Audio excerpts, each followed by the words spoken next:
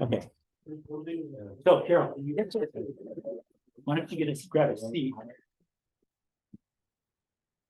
Okay. So we're gonna go to this handout first.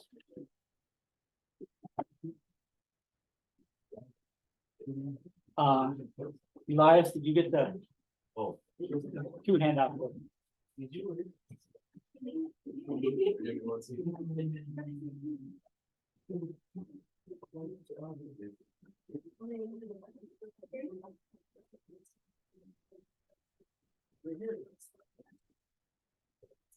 So we're gonna read parts and then we're gonna take off and have additions and corrections and stuff. But it's just Wikipedia. You guys all use Wikipedia, don't you? But when you Google, Wikipedia is always one of the. Oh, yeah, it's always the top one. Yeah, so usually the top one. But it's not perfect because it's done. Anybody can make up the content, although it is supervised a little bit. But usually they say if it's something that's important to be perfect, they'll say this is just provisional, don't take it too seriously, you know. But for stuff like this, building, it's not a big issue. But anyway, I just happened to look at this. I had these other articles and I happened to look at this. Hey, and I happened to look at this and it was pretty good. So we're gonna read it. Carol, you wanna do that or? Sure, I'll start off. So deconstruction building.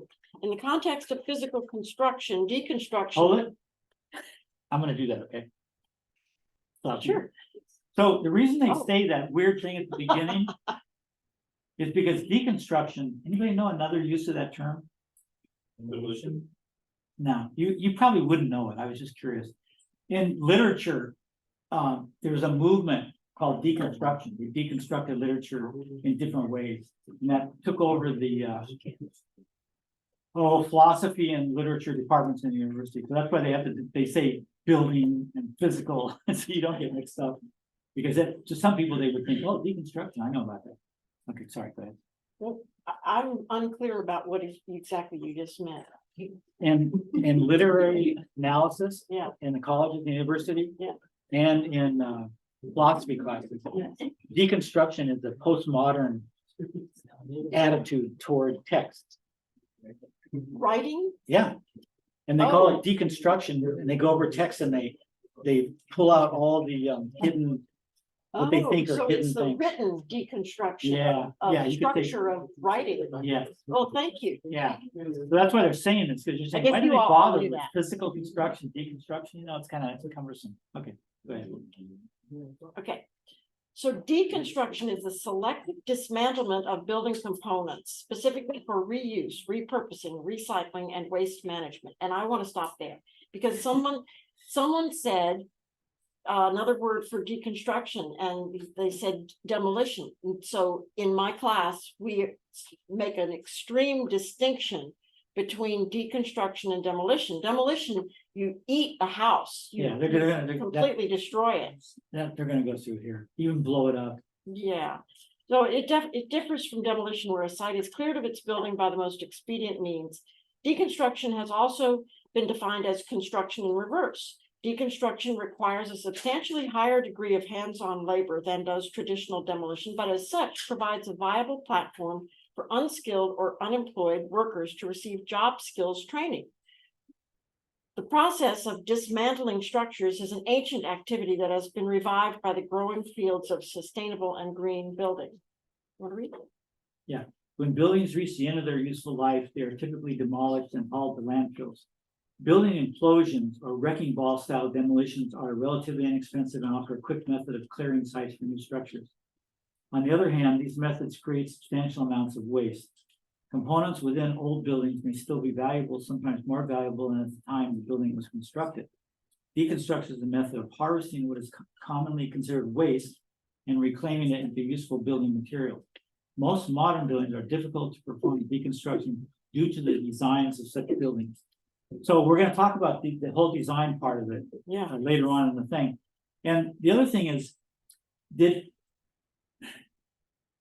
how old were you guys when the trade towers came down? I was even negative. You're young, two? Somebody said two, is that right? 2001? Yeah, so if you were like above 10, you would have remembered it, right?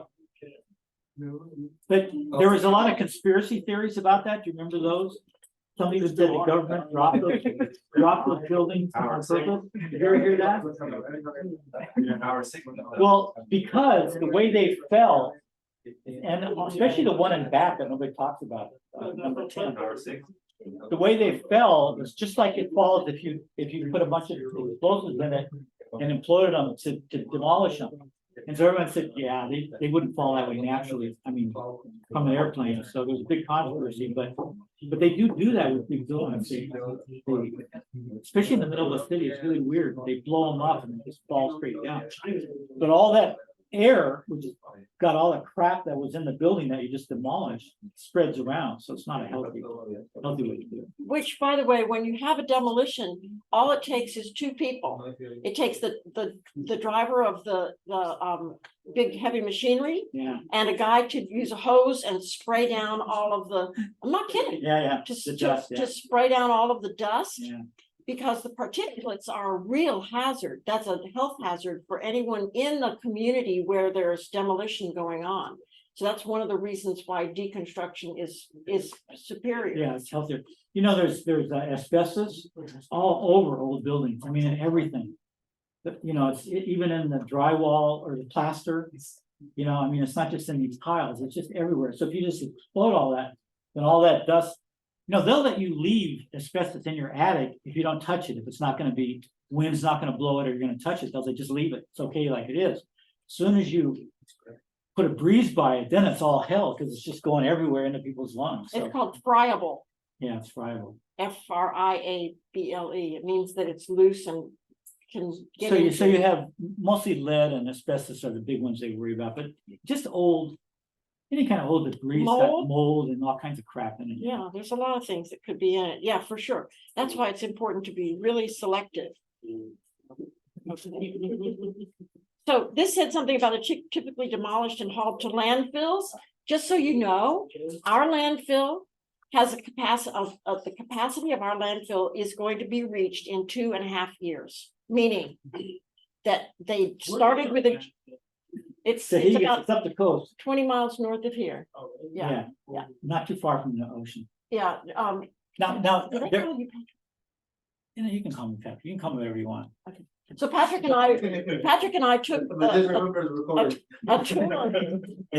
We were like the second people who took a tour of the new resource center up there that has a materials recovery facility that sorts all of the cans and bottles and recyclables and there's an anaerobic digester and I mean there's a lot of stuff going on. Put a lot of money and thought into But that. what is interesting though to me is that the way we in California have historically had landfills is that we find a big ditch, otherwise known as a canyon, and we just start filling it up. And so what you see at the landfill now that's all up, you're standing on top of the garbage from all the years since it started. So they're trying to extend the life of it, right? Right. And you said, Well, they're in the permitting process for an expansion, which means it's going to cost the taxpayers more money. and what do they think what time that'll add to it? Do they know? Oh, I don't know. I Few think years, it's 5 years. to 10 years or something like that, so that's why I'm teaching about reuse, because if we can coordinate pulling those materials and not ever having them go into the landfill, if we can deconstruct buildings, then we can extend the life of the landfill that we already have. If anybody wants to know about landfills, ask me. I love landfills. What about So- burning it? Burn it, we don't do that here. So, Why not? so Be- let me address You that. want to, okay. So when I was in Maine, I was in a Green Party in the '80s, and we stopped a burning plant because then they didn't have good scrubbers and the government didn't oversee them enough to make sure the scrubbers were good. And So so, those people right there, those are people who go in there and clean it up. No. No. You know what the scrubbers are? yeah, they're a machine on top of the smokestacks that filters it. And they get bad really fast. They don't work long and companies neglect them because the government doesn't oversee it enough.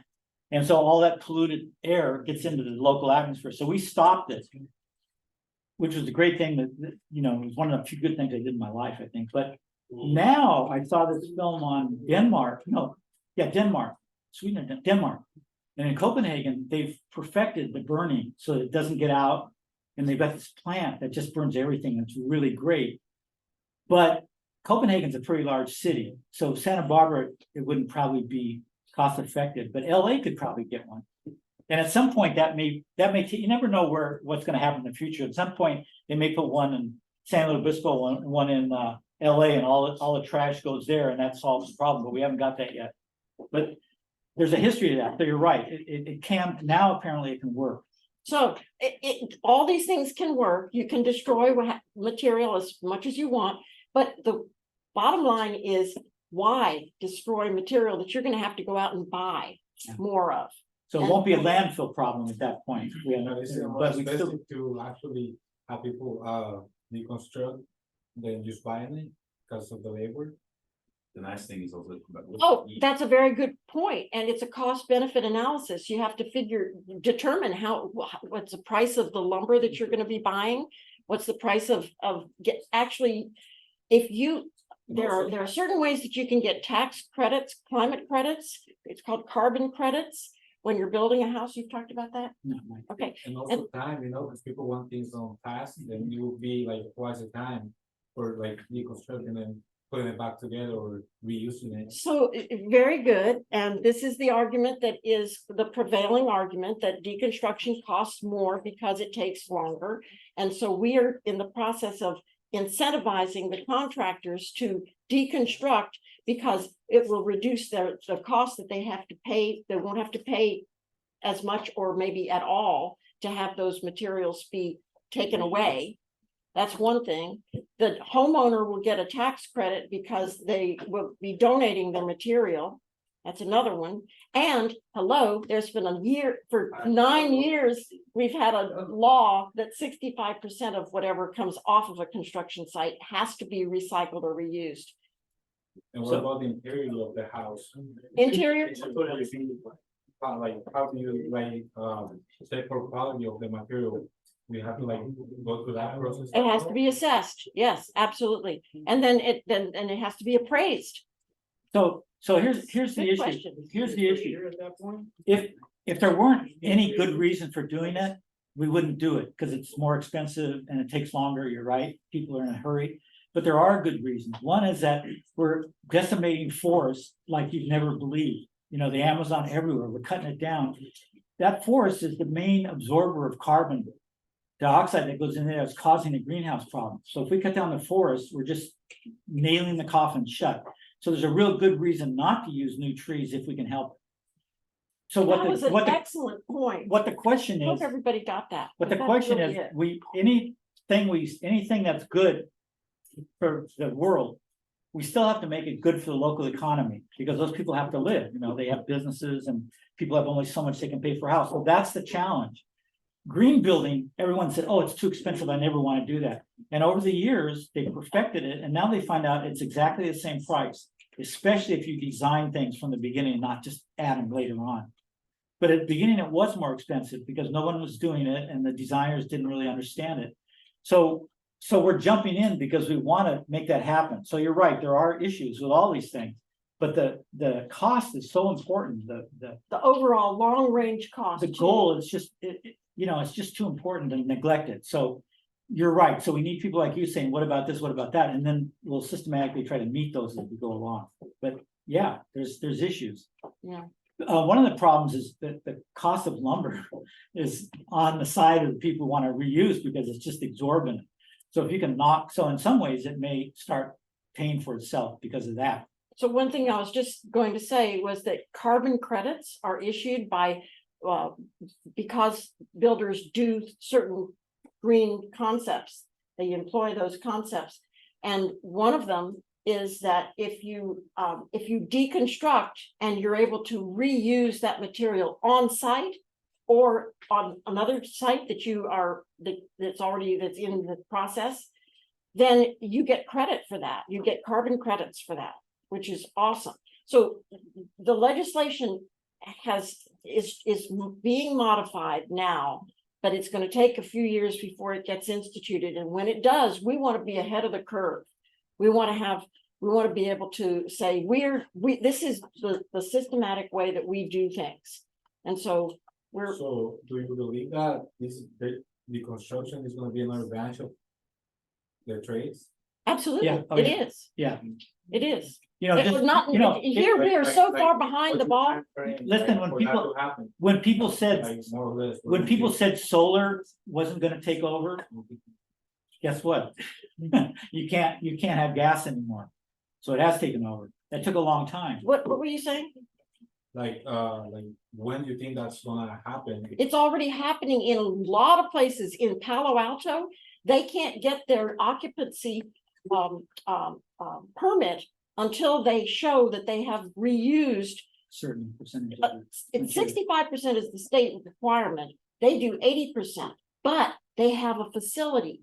Every other place in the nation that has a deconstruction or reuse ordinance is what it's called, has a place that they can take those materials. We don't. My place is way too small. I've realized that it's way too, the system is so much bigger than I am, that it's time to expand and to change it so that we can make it more available for everybody. So one of the things that's makes it hard is that it's materials aren't designed to be deconstructed. You know, they use a lot of fasteners that mar the wood when you try to take it off, or they use adhesives that mar the materials. So at the same time, you want to make sure your designers are designing homes so that they can be taken apart a lot easier. And There's a lot of factors to this. that one of go the into play. concepts that we're instituting is that there will be a percentage for any architect who's designing a building. A percentage of reclaimed material has to be included in that, which in LEED, which we're going to get to, and in the certification programs that the state has already, they do give you credit for doing things like that, but it's going to come around to the point where it's going to be illegal if you don't. And who's going to enforce it? So we know that it's the best way to go. You know, We're working on the intelligent Santa Barbara community to recognize it as well and to employ those standards. something's got to give because our population keeps growing. We've never been successful. I mean, China was a little successful, and Indonesia was, or Thailand was for a while. But although that population needs more structures, needs more building, so the building is just increasing, and the forests aren't increasing. A lot of them, there's a lot of problems with the forest for all kinds of reasons, but so they're being delimited. So there's something's got to give. We can't keep going this way. We can go maybe another 30, 40 years, and then it's gonna be a lot of problems. So this is part of a way to ward that off so we don't get caught in that. And there are 3 places in this nation right now: Palo Alto, California, Portland, Oregon, and San Antonio, Texas, where there is a reuse ordinance that requires that you're fined if you don't comply with this. You don't get your occupancy permit if you don't comply. So there are a lot of ways that this is being instituted, and we are the center of the environmental movement here in Santa Barbara. So we really want So to. mainly like wood. Pine? Wood is a prime one, but Well, we'll see. not just. We're gonna read about what stuff there is. The you know, Carol's working on this, and so we've got to know how the contractor's thinking. You know, we want to make sure they're not gonna want to do it if they're gonna lose money, right? If the homeowner has to pay more, so you got to think all the way down to all those things to make sure everybody's happy with it. It won't work if somebody's not. So the homeowners, well, Carol will talk about this later, maybe, because if we have time, but what she's trying to do is get a program going where the homeowner gets tax write-offs for donating the wood to a nonprofit. So the homeowner benefits from that. And then the contractor can charge a little bit more, you know, to fill in that. And can add the deconstruction cost to the general demolition cost. You know, not all would be deconstructed, so there would have to be some demolition. And the contractor can make that one. So there's creative ways to do it, and everyone's gonna have to just figure this out. And Right. the people that are wanting to do it have to have answers. They can't just tell the contractors, well, you figure it out, that won't work. So with all these other places that have a facility, they have a warehouse to take materials to, or they have some company like the reuse people that comes in and hauls it away. They have a facility. We're working on having it be transferred at the transfer station. So that it gets loaded in, loaded off. And then there's the tear weight for the vehicle when it leaves empty. And that weight of what is no longer in the truck is the value that has been diverted from the landfill, because we're going to have recipients already connecting with that material. Yes, But what percentage of the landfill is used with all scraps of former buildings? Like, Okay, hold on. That's a Hold great- on. it's a This great next question. paragraph has all the data in. why don't you read? Why don't you read? I'll read, just getting to that.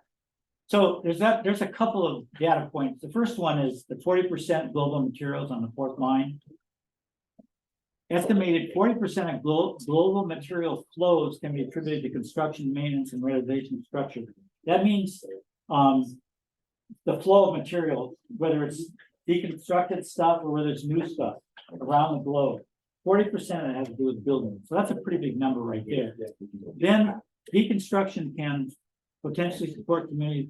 Hold on. In addition, solid waste from conventional demolition is diverted from landfill. This is a major benefit because construction and demolition waste accounts for approximately 20 to 40% of the solid waste stream. So everything that goes into the landfill, 20 to 40% of that is construction debris. And 90% of it of that waste stream is generated during demolition. Yeah. Okay, so you asked about the interior of what were you asking about when you said that? Who did you ask? The interior of the building? What could be used there? Oh, yeah, I just, was mainly reused. Yeah, okay. The Well, let's- wood, or, cause like the floor that you have to be nailed. Yeah. First. Yeah, floor is got its own set of issues. Let's look at what they call, So you asked about if is it mostly lumber? And I would, and the percentage of lumber far exceeds that of any other specific commodity, which is something else. Yes. Wouldn't it be easier? I don't know about easier. It's a what have you tried working with cardboard or doing anything like that? yeah, she's yeah. talking to Margaret. Oh, yeah, Marburg, well, let's just put it this way, 23 years ago, when I had the idea to do this business, I went to the owner of Marburg, Mario Borgatello, and I said, Mario, I want to start a reuse business. I said, if you've ever thought about doing that, will you please hire me? And I said, if you haven't, will you give me your blessing? And he said, we're not going that direction, Carol, you have our blessing. And so they gave me their blessing, and I was in the newsletter. It was great. I had a regular contribution to Marburg and they to me that went out to the whole community so that they started to know who Demo to Design was. And so they say that they recycle 80% of what is recyclable when it goes into a roll-off at the construction site.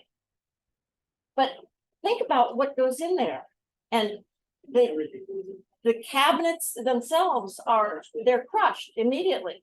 And think about all of the new building that's going on now and how many people have enough money to be able to buy into Santa Barbara. There are a lot of people who don't have much money and who really need to have materials. They don't care if they're 1980s, they're fine with it's a cabinet, Yeah, it works. a lot of businesses.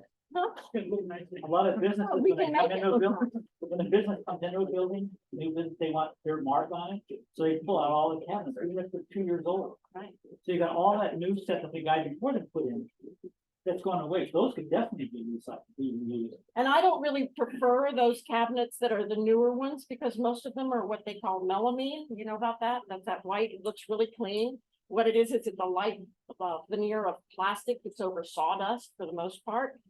And it's all glued, tightly compacted And so it looks really great and it washes off really nicely, but it's junk, I'm gonna say. So let's move on to some more of this typical methods of deconstruction. So they have two categories, structural and non-structural. So the non-structural, it's non-structural deconstruction is called Soft stripping, soft stripping. And you go in and you just strip off the stuff that you can get pretty easily, and that includes appliances, doors, windows, and finished material. Now, a lot of the finished material can be crappy, right? Just cheap mold that you're gonna break anyway. But an old building, it could have really beautiful, old trim, right? beautiful crown molding, all kinds of stuff. So those are just easy pickings. Those go out first, and then you're left with the building. The drywall, you can't recycle. You can recycle drywall that hasn't been painted, like when you're putting up the building. There's a lot of scrap when you're putting it, that can be recycled. Right now, they're not taking that, so you can get rid of the drywall, and then you've got your framing and do what you did out there, take that apart systematically. So if you've ever built, a lot of times people like to build chicken coops from reclaimed material. That's a really good example. And also you can build a shed, like, I have a casita, which is I'm gonna the, show them, light show. okay, good. Let's brief as you can. Okay. Um, So the other materials that can be, what other materials in a building could be, possibly taken out, deconstructed and perhaps reused? What about side? Siding, yes, absolutely. It's a little difficult to take off without breaking, but somebody's gotta figure out a way to put siding on where it can pull off easily. That's the next thing, and that shouldn't be too hard to figure out. I mean, we're that smart, right? and what else? When you look at a building, what else But can if you be? could pull strip siding off, man, that would. What? Again, really, windows, yeah, doors, lighting, Skylight. Yeah, sink- skylights. yeah, plumbing Good. fixtures, sinks and things. Yeah, but you know what, interesting about plumbing fixtures, since 2014, in California, it's been illegal to sell plumbing faucets as faucets. They have to sell it, we have to sell it as decor. Is that because of they're not up to code with the, Because from 2014, that's when they said any of these faucets that were made before 2014 had lead in them. oh, And so it's the lead, and in California, so. Okay, beautiful faucets that are going unused. okay. So the main component to the construction that if I could say, if we want to deconstruct and design for disassembly, the best thing to do is to stay away from glue. Glue destroys the reusability of the material. But then you have the creaking all the time. Like from some subfloor, you need to glue down, right? It's gonna creak. Glue, Yeah, glue that. Yeah, you have to. well, No. don't have to if you nail it into the subfloor. But Oh, then- no, it's gonna be nail it there, squeeze, squeeze. Yeah. Wheel. So as you're walking, you'll get it. Yeah. Yeah. Someone wants that. That's the problem. Okay, well, so how many of you have installed or have experience with helping to install anything that's reclaimed? It's being reused. Well, tell us about it. Well, like when I remodel, I sometimes reuse like boards and stuff like they got a wall. Good for you. Just for locking and stuff, but like I don't use it for any structural stuff. Right, and have you noticed that there's a stamp on each piece of lumber that's new? Yes, a new one, yes. Yeah, a new one. Well, they get it, sometimes it gets cut off, but if there's just percentages of the studs that, if that percentage of them has that mark on it, then they can accept all of them as reusable. Yes, but a lot of times it's just not working for me. Sometimes some of them have so much nails in them, it's not working for me to like de-nail them. Right, that's a cost benefit analysis. But you can, as you said, you can cut off sections and you can use them, 16 inches on center. You can have a small piece that's a block, Yeah, because you gotta have fire blocks, right? but I'm still like, when I'm a little bit like, I don't think it would be possible for me in a like efficient manner to reduce 65%. That's why. No, you don't have to reuse it, but it has to Yeah. either, it has to be taken to another location. When it's Or- when it's demolished or deconstructed, 65% has to be reused or recycled. Recycle. And that can include, and here's the problem, this is how people have been skating on this. They're using concrete as the number, because that's the number one material that is able to be just crushed and reused. So that's what they're considering reuse. And it's true. I mean, But- okay, but so in that logic, it could also be like burning stuff being reused. You could use the heat to like power, let's say, a generator or something like that. Not here, Not here, okay. no. Well, yeah, you'd have to, again, you have to make sure with the combustion gas is clean, right? Yeah, Because there's so much crap we put in. So, you know, that's Good another point, reason to good start making products that don't have all that stuff in them, right? Right. But it would go with the manufacturing industry, you know. So the big question is, who is gonna decide whether something is reusable or not? The homeowner, The homeowner would be the last resort on that. That's a good point. They may point to stuff They're and gonna- ask, is that, you know, reusable or recyclable? Right. Or they may know themselves, you know, sometimes they know. It can be, Yeah, yeah, yeah, but then, you know, there would have to be a person that, assesses that. yeah, there's an assessor that comes up to, we can. Building take this inspector. stuff and this stuff and this stuff, Right, because they have to know the markets too, right? And those fluctuate, so. You need someone that's in that industry to come and talk about that. Let's Right. talk about can we talk about design? yes, please do, yes. Before I did want to make this mention, it says under process on page Okay. something. It says develop a list of local contacts that are able to take used materials. It's an essential first step. I have a golden rule in my business and it is figure out where it's gonna go before you pick it up. And that really builds efficiency into the system. So you don't go empty-handed in any direction. Now, there's a place in Berkeley that Carol and I know about, called Urban Orb. It's a big warehouse and they take reused stuff. And what they probably did is they probably took everything originally and then they saw what people came in and got. Now, these are, you know, homeowners can come in and just get something to fix up themselves, you know? So once they figure out what people are taking, then they just have it brought there and it's just in and out, you know? And an interesting thing about Urban Ore is that after 40 years of doing this business by going to the transfer station and picking material that was allowed, but for them to do, which we can't do at this landfill, at this transfer station, then taking that and selling that. 4 years ago, they went to the city of Berkeley and they said, excuse me, but you're paying $47 a ton, let's say, to Waste Management to take from the transfer station and transport it to a landfill and bury it. They are waste haulers. We are waste haulers too.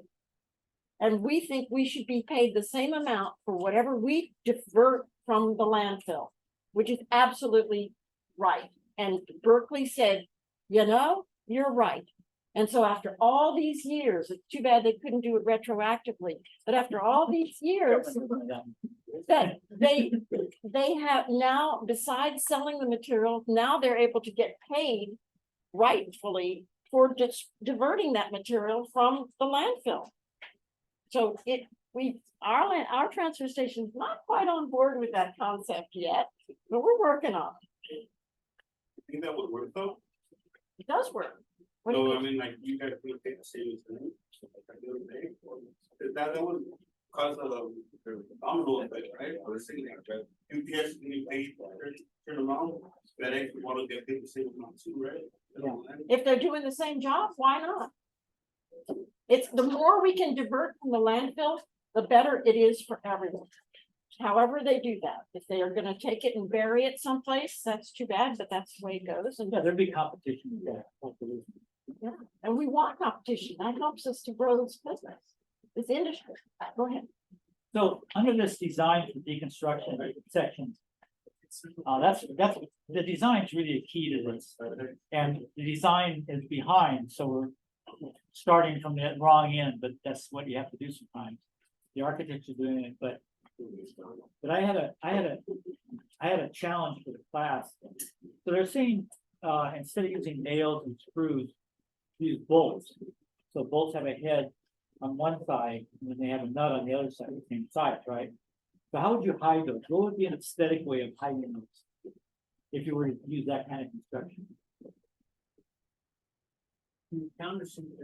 Yeah, I like that. You could count. And then plug it. Well, oh, that's an idea. That's more work, but that's an idea. Or you could maybe have some kind of design item that fit over it and stuck into the wood. Metal or wooden design item. Those are the kind of things we're gonna figure out because it's coming.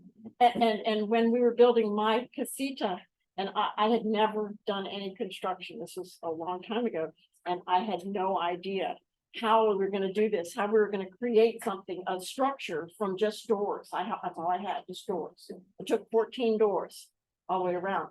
And how do you set it in, designing the whole thing?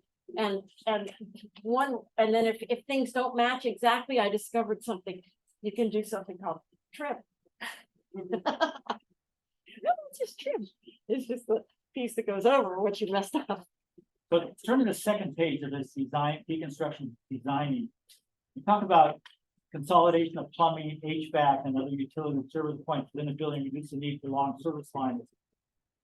So they say utilizing raised floor or drop ceiling. I'm not sure how a raised floor would work, but when I read this thing, I remember being in Germany, actually with a class, a bunch of community college students. And we went to the German Bundestag, their parliament building. And, it's bombed out during the war, or no, before the war, it's bombed out. Hitler had a bomb and then he blamed it on the communists, and then he started playing all the communists. But they've reconstructed it, left some of the bomb, what it did to it, and then sort of redone it, to commemorate that. And it's really an interesting building. And they've got a spiral walk where you can walk up to the top and look across the city. But I remember walking in the hallways, and above were just these bars, and all the chases, it was a chase, all the plumbing was just exposed in the ceiling above where you're walking. And they painted it, and they did a nice, Germans, they did a nice neat job. And it looked great. I thought, why do we hide plumbing and electrical when we can do it, and just look at it, it looked fine. And how many of you have been to a bar where they leave, like, we were at Ferguson's the other day, I don't know if you looked up, but it was a warehouse type thing, and they have a lot of infrastructure and piping above, and they just leave it exposed, right? It's kind of a new look, industrial look, they call it, right? But I think it looks great, and I think, you can paint it black sometimes, all the black, so you can hardly see it. And that's the kind of stuff, we gotta figure out ways that we can get it, services, not have to tear a whole house apart when it's coming. In my neighborhood, coming into my house, they're all in slab, and there's been some leaks. So they have to, fortunately, they have a tool that will spot the leak, some kind of camera. It's supposed to have to be infrared, that goes through concrete and will spot where the leak is. That's amazing. So they don't have to dig up the whole thing. Dig up 4 square feet. Yeah, but that's still a lot of work to jackhammer a slab in the middle of your house, Okay, I want to jump in here because I have to go pretty soon. Okay. So there's an interesting part in here, just on the last page of the whole, First one.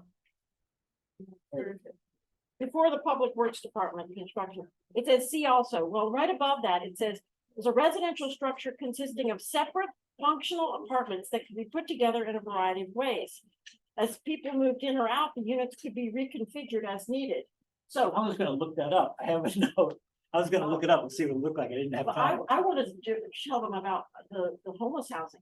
Oh, yeah. Oh, yeah. So- Things. So one of the concepts that Patrick and I have been collaborating for a long time, and so we have been to visit several places, and I just was able to get in with Doss Williams, the Board of Supervisors office.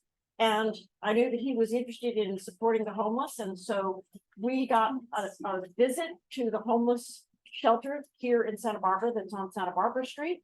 And we got a tour, and we got to meet the architect, the development, and the people who. And all the residents. And the residents, and the people who manage it.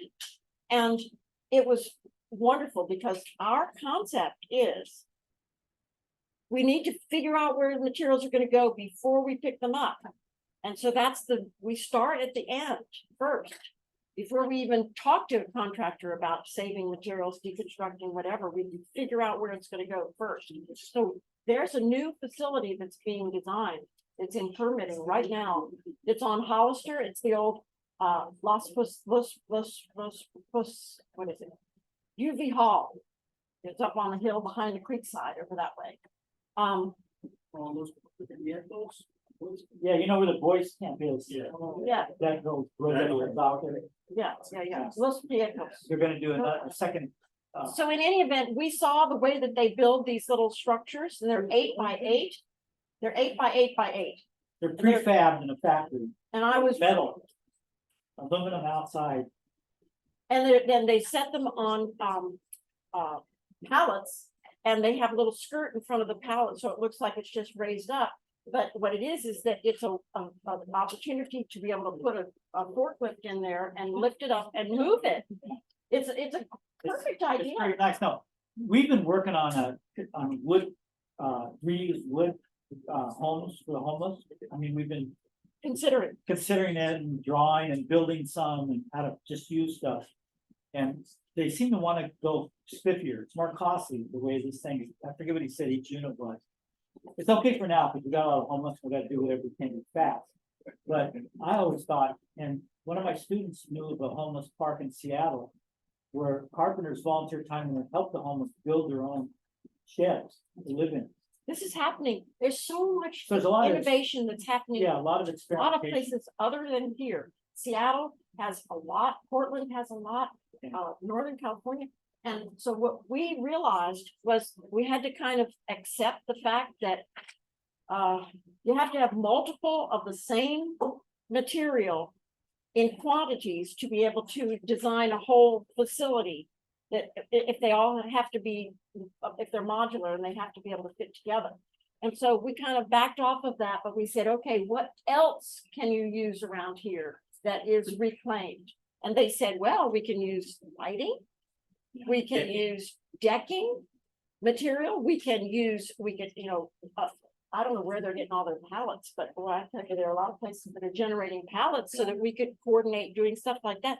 So it's a whole system that we're establishing, and we're looking for ways to be able to use these materials, because we know that there's a huge supply. The 4 pillars of sustainability of deconstruction are these. Okay, number 1, assess, figure out if it's worth it. Number 2, figure out what you have. Number 2 is cost benefit analysis, figure out whether it's worth it. Is there a place to take it? Is it good? Do you have the manpower to do it, woman power to be able to deconstruct? Number 3, supply. You're creating a whole supply of material and you need to be able to do something with it. And demand, which is where we're starting at the end, we're building the demand so that we first figure out where it's going to go before we pick it up.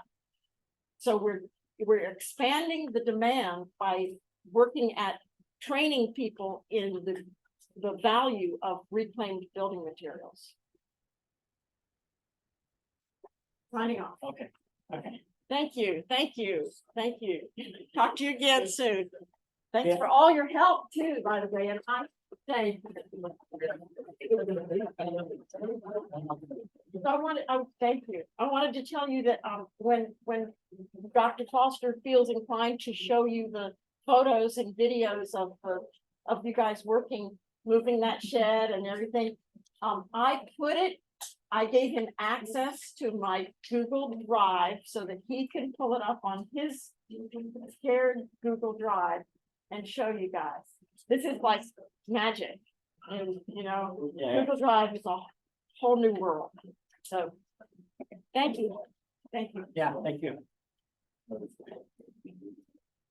forget all your stuff. It's probably spread out. Yeah. So one of the things I wrote about in a previous couple of books back was I was reading this book on anthropology that came out in the last few years that was talking about if there were any egalitarian or democratic societies in history, because all we think about is ancient Greece, and then we skip to America. That doesn't fill out the history very much. So these guys did a lot of research, and you, especially you of Mexican heritage, some of you, Teo, what's the name of that big city before Mexico City? How do you say that? Teotihuacan? Yes. So it's a really ancient Mexican civilization. And at first they had kings and palaces, upper class. And then all of a sudden, the temples got destroyed, got defaced. They found this archaeologically. They can see at one time they defaced all the temples would have all this magical, feathered serpents coming out of the brickwork, And then they noticed that the society built block housing. Every house was alike in this huge outer section of the city, so that everybody had the same size house. And there were no bigger houses for kings or princes or royalty, no religious structures. And so they got tired of that, having a king and a priest ruling over them. And they decided to make the thing totally equal to everybody. This is what they're surmising from what they found in the archaeology. And the differences between the units were what people did on the inside. So they really fixed them up in different ways to make them unique. But they were all the exact same size, so nobody would feel like they were being slighted in the society. And then another place these guys researched was Ukraine, even 2,000 years before Mexico. And they had the same thing. They had these houses that were all alike, and the differences were how they fixed up the insides, what kind of interior walls and fireplaces they had. And these were huge cities. They were like 1,000 people cities. We didn't even know about them 30 years ago. They just dug some of these up. So it looks like people were thinking about housing in a different way, that not as something that makes us all unique on the outside, but something that makes us all equal. So that's another way of looking at development and how we're doing it. There's different ways, but people are concerned. And I mean, I've always built unique, because I've been a builder, so I could do it. I've always built unique houses and decorated them in interesting ways. But I think I would give that up if it meant that everybody could feel equal. And I would just concentrate on the inside, and where I was allowed. I mean, you have to make those choices, America, we're so independent, and we think we're really unique. That's going to be a hard mindset to change, and it may never change. But it's harder to make everybody feel equal when some people have billions of dollars and they can build these mansions that overlook the ocean, and the rest of us, live where we live. So those things can change too. Like these societies are telling about, they changed overnight. They went a couple 100 years one way, and then blam, everyone said, "We're sick of this. We don't want this." So, if we last, we don't create World War III and anything else. Who knows? We may go that way, and change things. That would really have an effect on building too. So let's take a break, because I really want to get into this advanced framing. So let's take a 15-minute break. Let's try to go through this fast again. I've got some slides.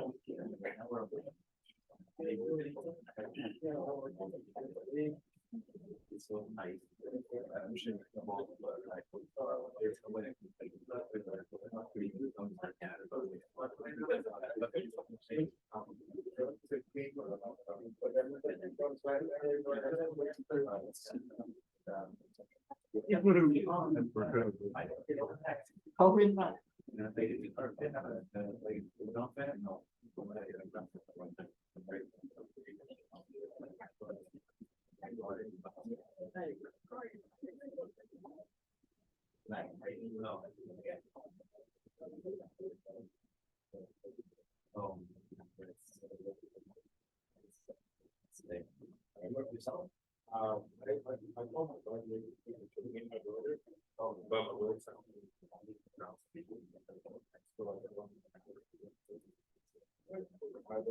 Yeah, take care. All right, Patrick, I'll see you next time, okay? Yeah. All right, cool, thanks. Take me away.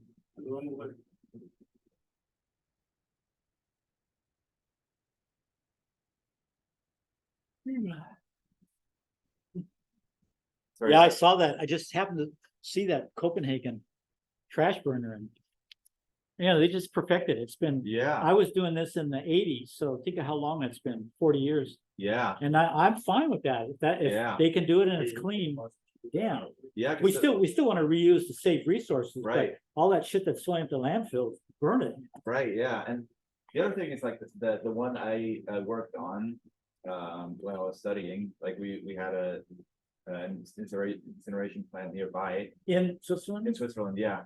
And like at the end, basically the fumes that come out are cleaner than the air surrounding it. Which is kind of crazy. Yeah, I know, I know. That's not saying much, but it's That's like, like, but yeah. it could be, it probably, you know. Yeah, no, I I'm mean, sure like, it's in good. general, Yeah. we have super clean air there already, Yeah. so like you can like push it You to know, the T. the problem is the corruption of corporations and stuff that Oh, don't yeah. want to do it, you know? Yeah, Because the technology speaks for itself and it will work, yeah, for but sure.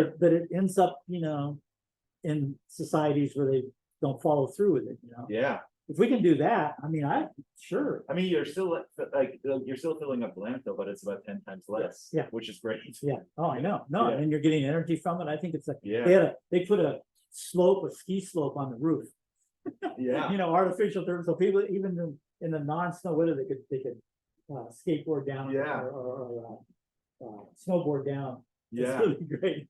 yeah, I mean, yeah. Yeah, it's kind of crazy. So Um, Europe's always coming up with those, you know? And they Yeah. get behind that stuff, so we learn. Yeah, I mean, one crazy thing though in Switzerland is that like people recycle so much like plastics Hmm. that there's not enough stuff to burn, like there's too much rubble Oh, of yeah, the stuff that's coming in, so because you kind of have to like keep the fire at like at a certain temperature, so they sometimes have to take, is this home recycle- fires, sorry, residential fires? no, like in incineration plants. Oh, I see. Yeah, like Yeah, that. got it, oh, got you, Yeah. that's been the part of the fuel, right? Yeah, exactly, and so like they don't have enough fuel inside the like what they're burning, because people are recycling so much shit. Yeah, no, And so now well, they have to like throw plastics in there again to like keep it hot, because the plastic is literally like oil. I know, we must have enough plastic to last for a couple of generations. So, Yeah, you know, but Yeah. yeah, that would be fine. I mean, I hate to keep using oil for that. But you know, plastics, I was thinking about, I was looking at ads on TV and all these new medical inventions and all these things use plastic, you know, and I Yeah. thought, well, it actually can be a good product, you know? oh, for sure, It's yeah, lightweight and strong and you can Yeah. mold it. And we use it a lot for, not just for the stuff that ends up in the ocean.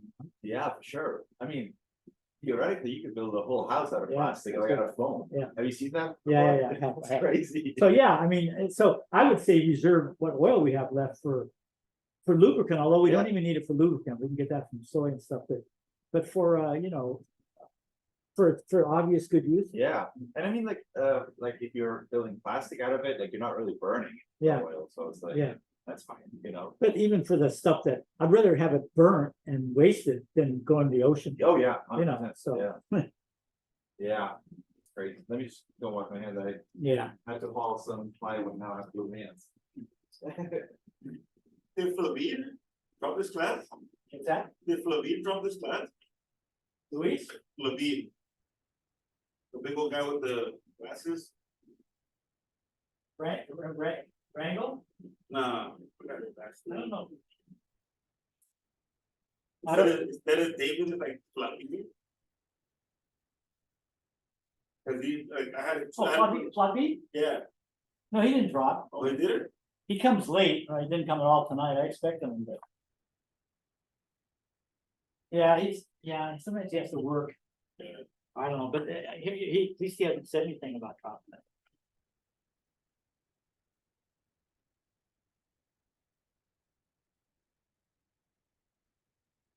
Yeah, he likes the class, I don't think he's dropped. I probably didn't, might not listen to him.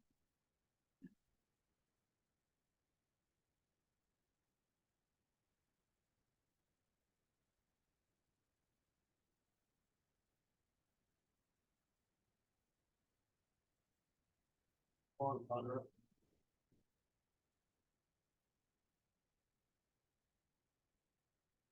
Okay. Did you go what I told you?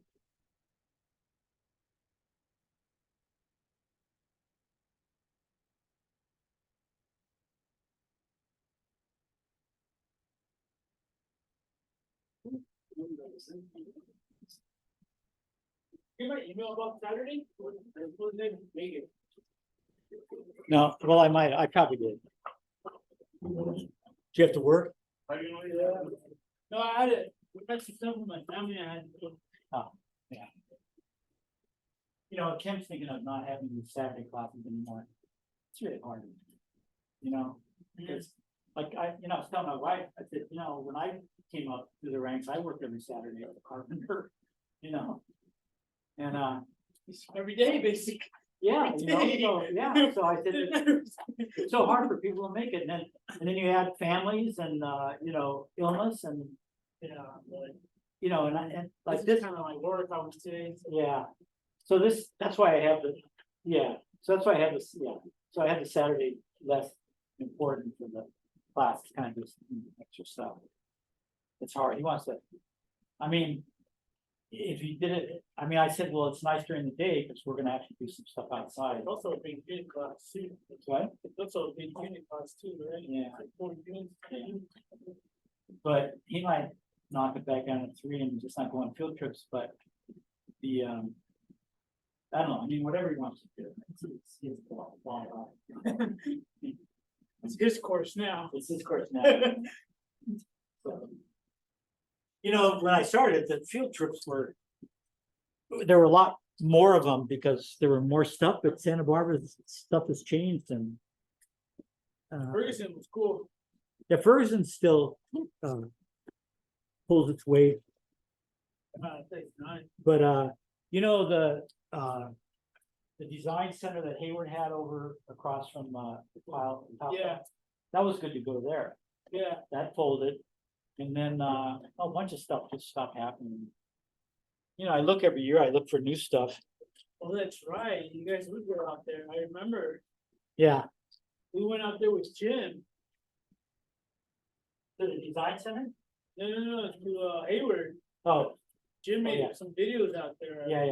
Yeah, Yeah, Hayward used to have some stuff. We'd go look at their, yeah, we cleaned up the lumberyard because he was coming. I remember. Yeah. yeah. They were like, hey, clean up the yard, the school's coming. We appreciate Sorry it. about that. 8, 10. Sorry about that. No, it was the most done thing anyway. They are the hardest to stay clean. Yeah, oh yeah, we go to the main Hayward. And look at, you know, Larry, remember Larry, Yeah, I remember, right though? and Larry was at the Laguna store for a while, right? Yeah. Finally went out there. That was awesome, man. Have you heard from him? I have not. Here's I know he's out in Montana. Yeah, here's the weirdest thing. I found out that the guy who cleans my teeth, the The dentist, your dentist. Oh, his wife is Larry's daughter. no So I way. get all the news from Montana. Oh. Then I go to the house, Larry, he goes, well, he's picking up her house and doing a lot So doing it's a lot of weird son-in-law. stuff, yeah, Son-in-law's a dentist down here. yeah. Oh, that's awesome. What Yeah. an excellent. So he likes it, you know, Oh, he's that got is awesome. he bought a little ramshackle house and. Yeah, but it's on a nice property.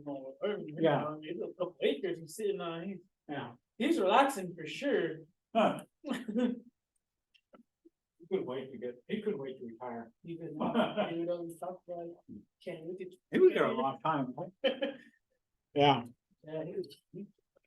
It's hard. No, it's hard to work at a place a long time, he did it. and he did it. He did it. He was 40 plus He years. took this class once. He and what's her name, who works at Channel City now? Valencia, is that her name, last name? I'm not sure. Yeah, they both took the class together. That was pretty funny. Oh, yeah, I know Larry. Larry criticized everything. He didn't believe in green building. I He did it. think I got him a little bit to think about it. Of course, that was, 10 years ago, so. A lot's happened since then. I haven't seen him in 4 years.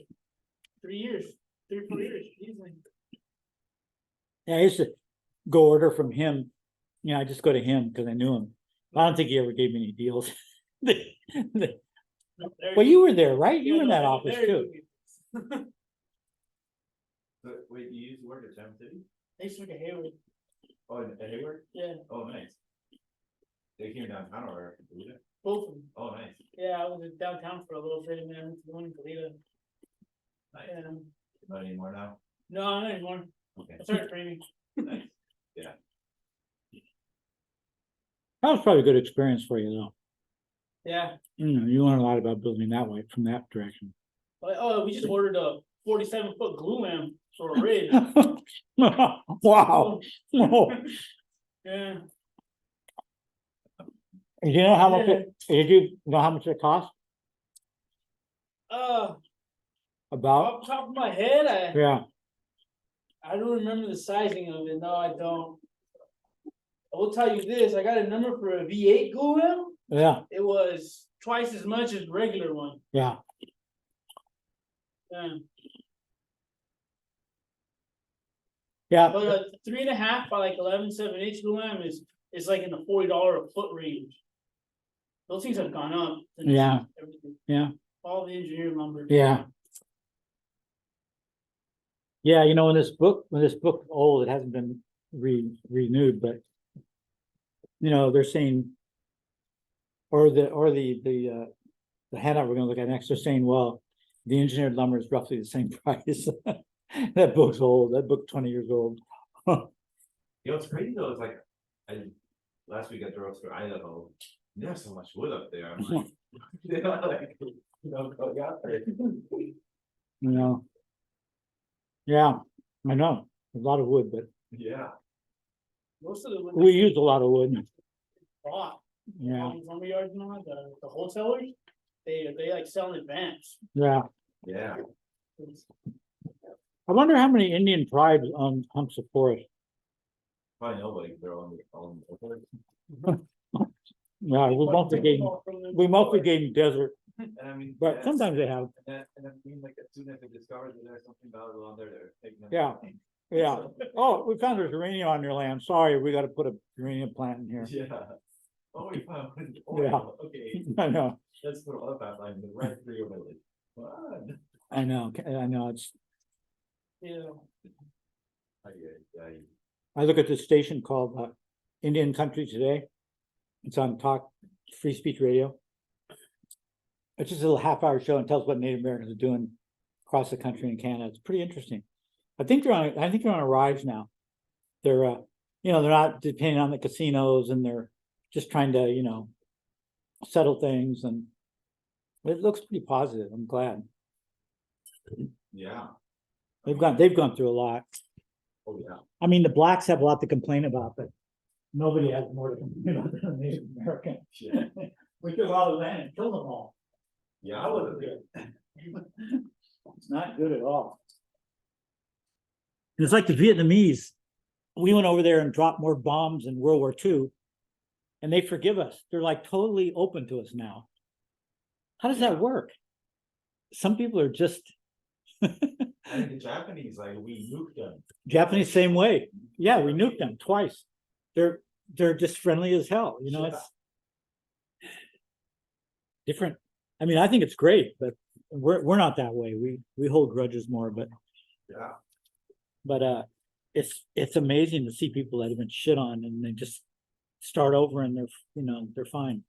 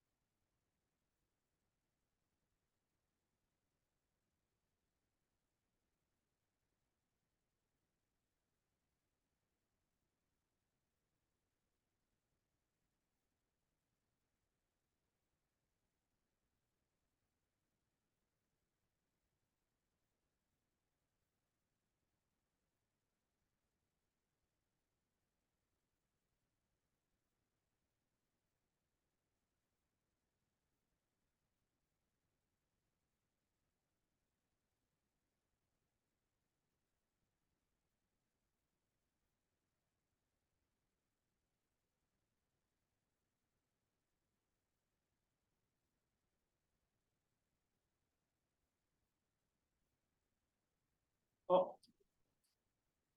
What was on? What on?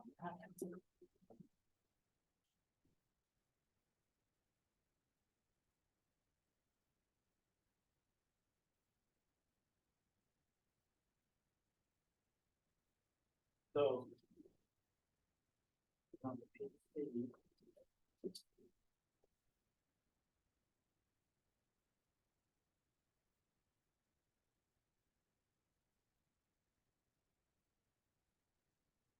Okay.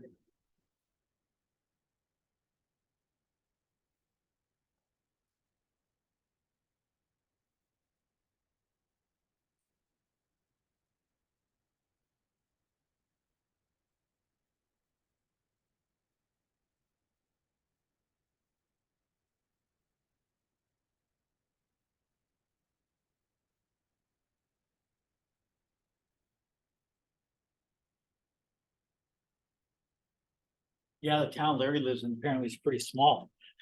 Oh, no way, Yeah. even better for him. Less people, the better for him.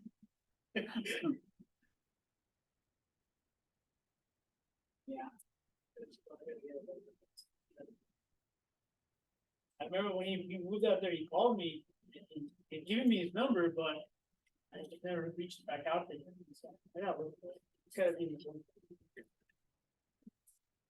Yeah.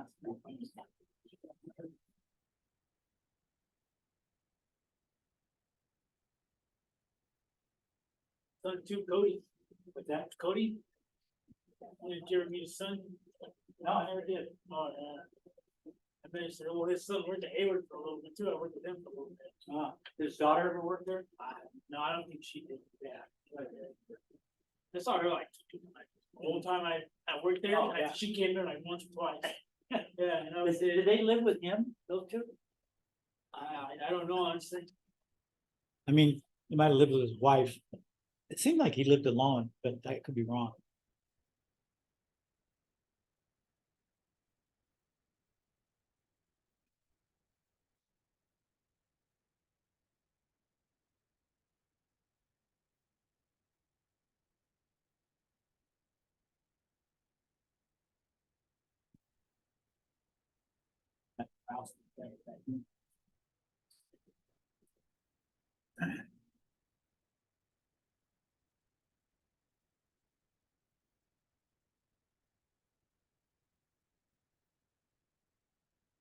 So. Listen anymore, I would have listened.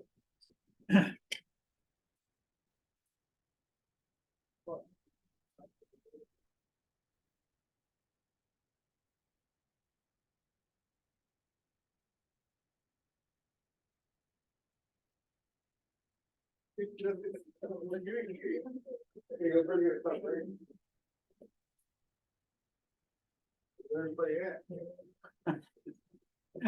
It's kind of horrible. Where's that back row there? Is that Carol, Yeah. How'd you do that? That's the part, that's how I just kinda seen the doors. It says, yeah, what, like, 20 doors, how many doors? That's her house? That's her, oh, no. It's her, That's her shed? Or casita? shed, yeah. She calls it a casita. It's got corrugated metal doors. This is a reuse, all reuse stuff. That was the first one she did. But you know, for outside rooms, sheds, you know, that don't need to be maybe airtight or whatever, you know, this town, the weather's so good. That's the other side of it. It's all got doors. You know, you can't do it all with doors, you gotta have it, there's the inside. And it's got metal and then plastic. All of it's for use. All reused, yeah. Reused cabinets. So, you know, so there's, you know, if you got good weather, it's really easy, you could do one that's. Gonna keep the rain out, but it's not gonna go warm because it's the walls and everything.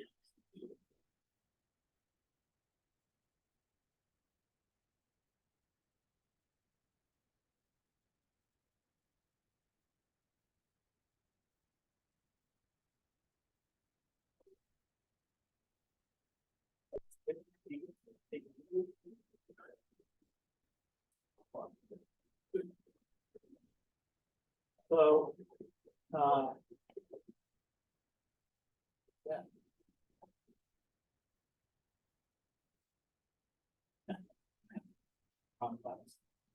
So this one, oh, that's my friend William.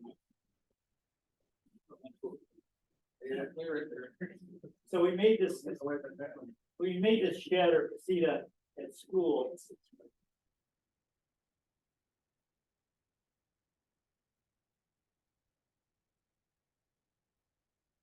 See there, it's starting to take shape.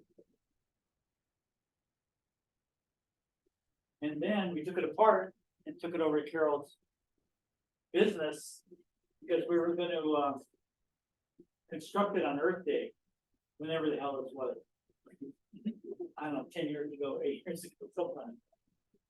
So we got a bunch of students together and so you can see it's doors, more doors. It's got a clear story up here. It's kind of cool. More doors and windows. So what does she do, sell sheds or what? Well, no, she doesn't sell them. I mean, we sold one kit, but we were just experimenting to see what we could do, you know, with doors and windows. The other one we had most of it in the shops and warehouse. But you know, some of these doors from Picara, they really, you know, Picara is remodeled some of the time. They've got a lot of stuff that the whole back of this, the side and the back was all Picara doors. You know, we could have used lumber we had in this way, I remove that paint.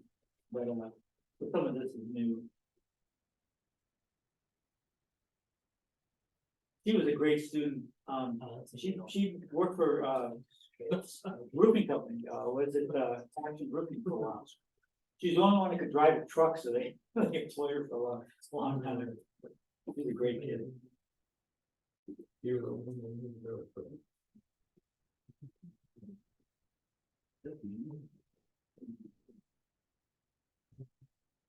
Yeah.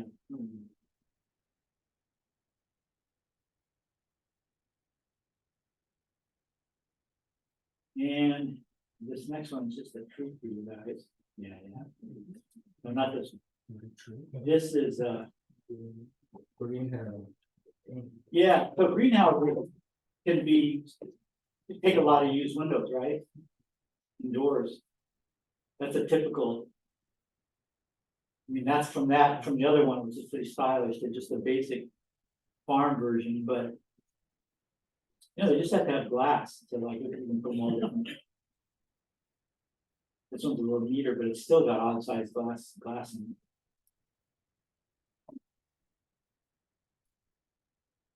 Is that like all earthquake proof or? Yeah, it's not.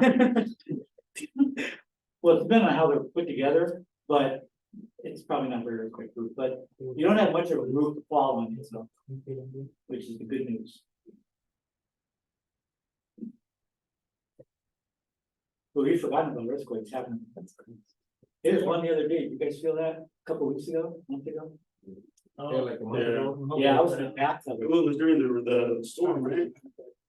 Yeah, yeah. During the storm. That might have been related. You didn't know what it was.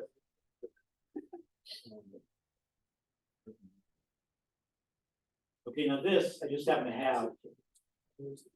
So, have any of you, no, not this. Yes. So, have any of you been to, Watts, California? Watts? South Central LA. Oh, yes. It used to be dangerous. It's not dangerous now, because I went down there and took these pictures with my wife. Oh, yeah? We didn't get hassled. It's not dangerous anymore? But this guy named Simon Rodia, Italian immigrant, tile guy. Where 1879 he was born, so this was, you know, 19th century. He came to Watts and he built these towers just for the love of, you know, the place where he lived. And they're a world landmark. I guess it's some close pictures, but they're really cool to go see. I saw them twice when I was in architecture school at USC. We went down to South LA, so it wasn't too far. And we looked at these and then I remembered, and I took my wife here. But look at this tower, isn't that gorgeous? And it's just a celebration of life, you know, there's no purpose even living it or anything like that. But I like stylish things that celebrate, you know, and these are the neighbors around it have all kinds of stuff too, it's kind of cool, kind of bad. There's my wife, a lot of you men, Noriko. But yeah, he built all these things by himself. God. I think it's spectacular. I wish more people would do that kind of stuff. Instead of going to wars, we could be making this kind of stuff. Did get me away from here. Didn't have this stuff. You saw that, look at, they were asking questions, the game members, right, look at that, lower corner, and dangerous.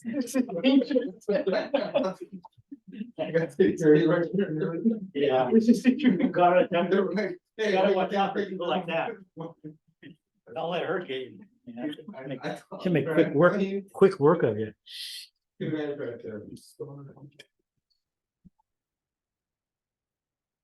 All right, so we're not gonna finish this, but we'll go till 8:30 maybe. So on this first handout, I want you to read through it. What the first part she's read, skip the second one, but this one toward the back, one page that says the Reuse People of America. This is a company that's already been going 10 years or 20 years. It's what Carol wants to do, but every town specific, you have to do it. You know, you get so much help or no help or whatever. Here you get no help. But this shows you how it can be very successful, how these people are making a go of it. And it's really an important thing. And it's, you know, I know it's easy to be negative about it because it's different. You have to do things differently, but you know, we're thinking about the long vision here and that we all have to sacrifice. And, you know, if something costs the same or close to the same and it's for a good purpose, you should do it. If it's really expensive and it's going to bankrupt your business or you can't afford it, then don't do it. You know, that's the rule. And then after that, I just put 3 pages of the transfer station right up here, you know, above the jail. The transfer station fees. Now, a lot of you may be using the transfer station and know some of the fees, but construction and demolition about halfway down the first page. Mixed loads per ton, $120. I think they just updated. This is updated. Oh. July 1st, 23, doesn't get any more updated. Clean rubble per ton fee, 65, minimum load. If you just have a quarter ton pickup, then your minimum load is $25. That can be recycled. They recycle this stuff from there. You dump it there and then they'll recycle it. You know, you have to go by their definitions. You have to keep things straight. You can't mix. If it's mixed, then they have to do it, so they'll charge you a little more. Clean rubble, for instance, it's a lot cheaper. It's only 65 a ton. Clean drywall. Treated wood waste down a little ways. Mattresses, they take residential mattresses for free. Yeah, that's good to know. I wish people would do that instead of dumping them around my neighborhood. I'm gonna pretty much have my house. I know. Commercial ones, you know, what's a commercial mattress? Like from a hospital or an old people's home, right? That's probably what that is. And they're probably worried about disease and stuff, so they probably don't want those. But the residential ones they'll take. I was surprised. And then just, you know, if you're interested in this, special fees, electronic waste, fluorescent lighting tubes. Thank God we've gotten out of that era because they want $2 per 4 foot length to get rid of those because they have gas in them, you know, and they have mercury. So Shit, you gotta That's why I got rid of them. what? Job over there. Yeah, but it's got electronic waste. It's got it's just a bunch of stuff. So I think that might be interesting for you. They got a pretty. Carol and I went and talked to the guy there the other day, and he took us on a tour. They got a pretty good thing going there. They've done a really good job on that. Okay, so take out this other handout. The one that says rebuilding and remodeling for dummies. I can't find the book. I bought it originally and I made a bunch of these handouts for a couple of the chapters. I'm too cheap to buy it again, but And you know what's funny, these things, about a tenth of the information's wrong. And sometimes I wonder if they're actually done by builders or not, because sometimes they make some really stupid statements, but on the whole, it's still good, still valid. So it's got some interesting things that I want you guys to read on your own, like the history of wood framing. So you know what a platform frame is? Everybody, we talked about that, right? Dr. Chimney probably has. There's the balloon framing, which was the original, when 2 stories with, you know, and then they hung everything on it. They hung the floors on it. We still have those. We have those in Santa Barbara. A lot of the Victorian houses are balloon frame, and they're full of a bunch of energy efficiency problems because they have leak. You know, the way they're constructed, there's leaks that are really hard to plug. So a lot of holes in the house, but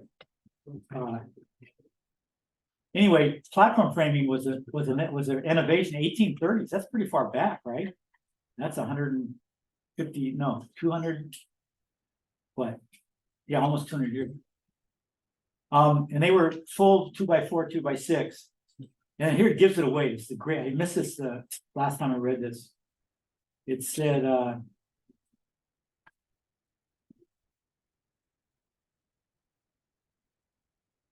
I don't know where it was. Oh, I don't know where it was. But it said that West Coast lumber yards, because they had to ship it to the east, you know, and it was so weight was a problem. So if they shaved a 16th off of each piece, it would weigh less and they'd save money. So it started going down from 4 inches and 2 inches to eventually to what? 3.5 by 1.5, 2x4. So it was originally full 2x4. Oh yeah. Coming to agreement, arguments over the standard sizes continued for months. Lumber mills located on the West Coast wanted smaller sizes. Every 16th inch they shaved off translated to a weight reduction of 200 pounds per shipment. It's got to be commerce and industry that makes these changes, you know. So think of how good life would be if everything was full 2x4 and 2x6. Think how easy the math would be. God. Now we got to deal with it. And it's not even 1.5 anymore. It could be 1 5/8. It could be 3 5/8, 3 3/8. Damn. Okay. 7 1/4, 7 This is full of some interesting facts. Like on this first page, the average size home, about 2,000 square feet. My house, which you saw, was about 1,400 square feet, so a little bit bigger than that, which is actually pretty small for an American house. You use 1 acre of wood, 44 trees for one house. That doesn't seem like much, but there's a lot of one houses in this in this community and in this state, nation, and world. Typically clear cut still. And they call them sticks, solid sticks. Sometimes they call it stick framing. Rather than timber framing or post and beams. 11 million a year. Now that's probably this. I don't know when this is, but this is probably not. The date. I got this when I first started this class, so maybe 10 years. So you can imagine the climb in that now. Are you guys following along here? Yeah. Okay, so 143, recognizing the problems of wood framing, fire, courts, and that's fires though, that's important, right? They go up like, you ever see a wooden house catch fire? Man, it's toast in no time. Mold, we didn't used to care about mold. In fact, I have a friend in Temecula who's building a house, and his carpenter, he saw this gray mold, and the guy was using it, and he said, shouldn't you get rid of that mold? It's gonna go into the wall and be closed up. And the guy said, that won't matter. Which is what all of us said as carpenters for the last 50 years. But actually, it probably does matter. If it's got mold and it's dark and wet, it's gonna keep growing and we won't see it. And it could leak out of the walls, right? It's supposed to die out. Supposed to die out? It's supposed to die out. As soon as the air hits it, air contacts it, it kills it. Okay. Well, if you leave wood sitting around your site for a couple weeks a month, that's actually good, but that's hard to work into the schedule, right? As soon as it's there, you want to start building. But that actually is a good thing if you can leave it in a dry place for a while. And when you build a frame, that's also open for a while, right? Before the sheet rockers close in one side. Well, that's what I always thought, but you know, we might have to reconsider that. Insects and other pests, you know about termites, you should by now. You know, they don't have termites on the East Coast, they have carpenter ants. I tell you that? No. I built this camp in the woods, and my wife and I slept on this loft, and the roof came down, and one night we could hear the carpenter ants chewing the roof. You could actually hear them chew. Termites you can't hear, carpenter ants you can hear. It's very unnerving. Next day I went nuts. I got up and whatever I did. What do they have in Switzerland? Termites? No, too cold. Nothing? Oh, man. I mean, and most of the houses are built out of brick. Oh, well, that's, yeah, there you go. But there used to be forests in Switzerland, right? Forests? Yeah. There's not a forest. Oh, yeah, There's but- regular but they have stone, right? So they can, brick, Yeah, brick, yeah, brick. yeah. And it's a tradition, so. Yeah. Yeah, you know what, whatever you got around, that's what you should use. Okay, so take that with a grain of salt. It's some true and some not so true. Then go to 144. Wood framing must be covered with sheeting. I don't know what they're talking about there. Skip that. There's some green sheathing options. So plywood is the typical sheathing. Now they say wood frame can't be left with bare sticks, so they must be covered on the outside with sheathing. That's not true. The only reason they have sheathing is for shear strength. And in California, they used to just require shear panels on the corners, because if you keep the corners of a building from shear moving, it won't move at all. So they just do 4 corners or 2 corners. And what happened was, then you had a 1/2 to 3/4 inch sheathing, and then the rest of the studs had nothing. So you had to either put strips on each stud, 1/2 inch, so that the siding or whatever went across was even. And they said, we're just gonna use sheathing all the way across. You don't have to worry about it. The house is even stronger. It doesn't need to be that strong, but it is stronger. And it's tighter because you can put, you know, when you put sheathing and Tyvek and stuff on it, it's better on a hard surface. But it's not required other than earthquake or hurricane zones where they need the shear strength. In Maine, where they have neither, occasionally we got a hurricane in the, or hurricane, they just got one. That would blow trees down, but they, you know, you didn't have to sheathe your buildings.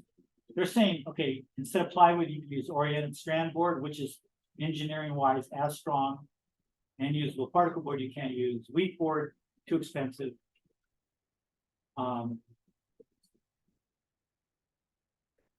Let's see what else.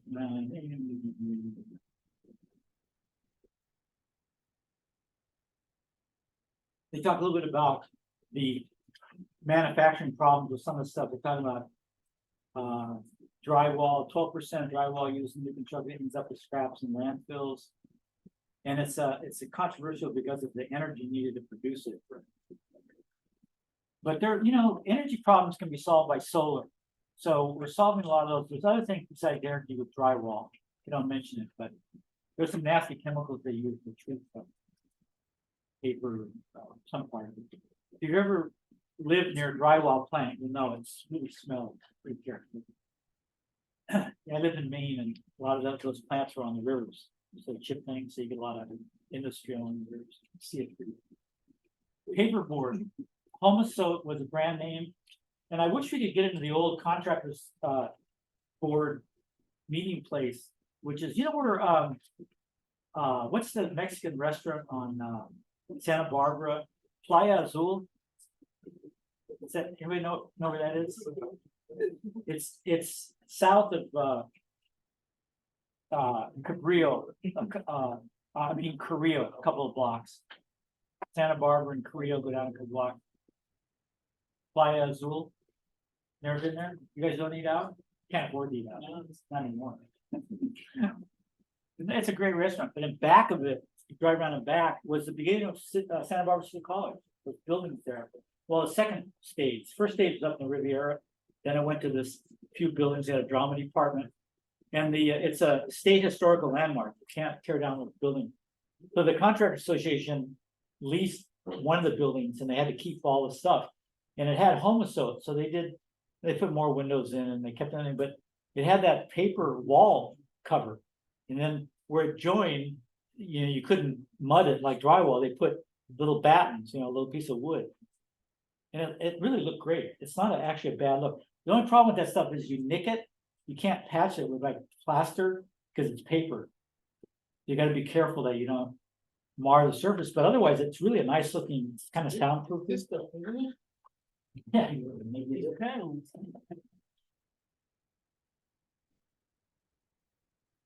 It's hard to tell. I think it is, but they got a, what do they call that stuff paint easels have on it? When you were in preschool and elementary school, they had the stuff on the paint easels that wouldn't get you wiped off. Oh, what's that called? It's been a long time. I don't know if it's hard to tell what, but that's what it would look like. You'd have these little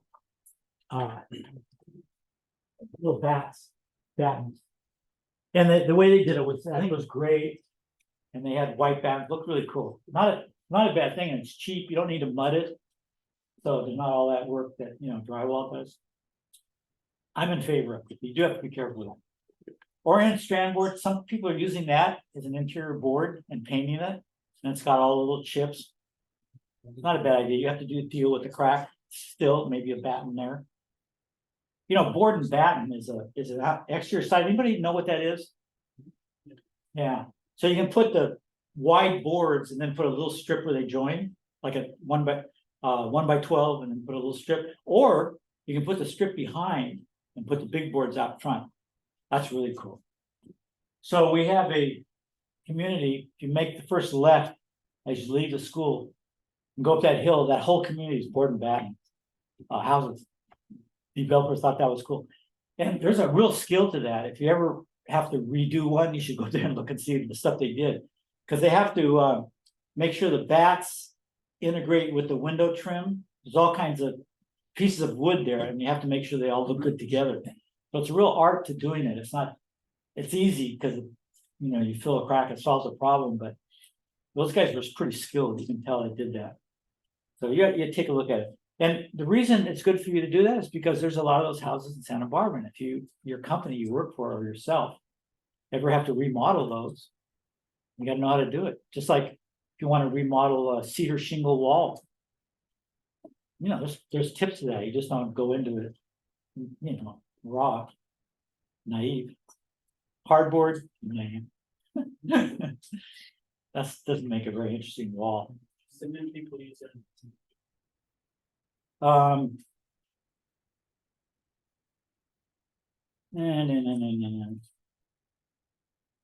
Forget the rest of stuff on that page. 147. Oh, advanced framing, right?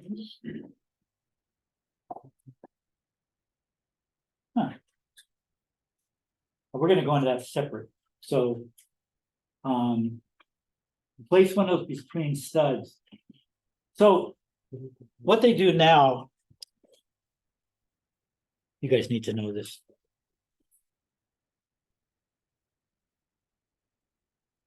Black. And black. That's the next question.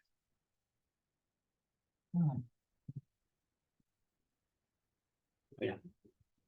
So here's a wall, like the one out back there. And the studs are, let's say 2 feet on center. The handout says 16 on center, but 2x4 walls are a dinosaur. We should be using 2x6 walls. Put that insulation and then some insulation. 2x4 is just, and I'll show you, they've done cost comparisons and it's actually at the same price to put 2x4 thicker but wider apart than, 2x6.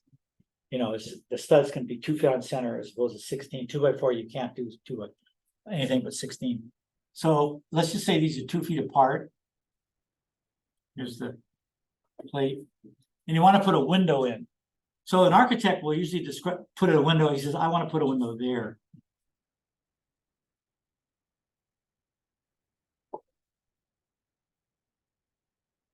So here's your layout. but the window's not touching either layout, so you've got to put a new stud in right next to the window. A king stud, and maybe, or maybe not a trimmer. We'll talk about not using trimmer, but you're adding wood. And if they had made that window so it came right after that first stud or stud right against the stud, then you could save a lot of that wood. You couldn't save the other side. Now I did some math. And if you had wood, where is it? Yeah, if the window industry made its windows and a module of 2 feet modules starting with 21 3/4 for the first bay or a single bay, you might have a little window. Double bay 45 3/4, so you add 2 feet each of those. 69 3/4 would be 3 bays. If the window companies made them at that size, they would be against a stud on both sides, and you'd have 3/8 for shimming. So all the window companies have to do is agree to make module windows for 2 foot and 16 inch on center walls, and then everyone could do that on both sides. But it takes the windows. They're all such odd sizes now. There's no way you can do that. You could do one side, which will save you a little wood.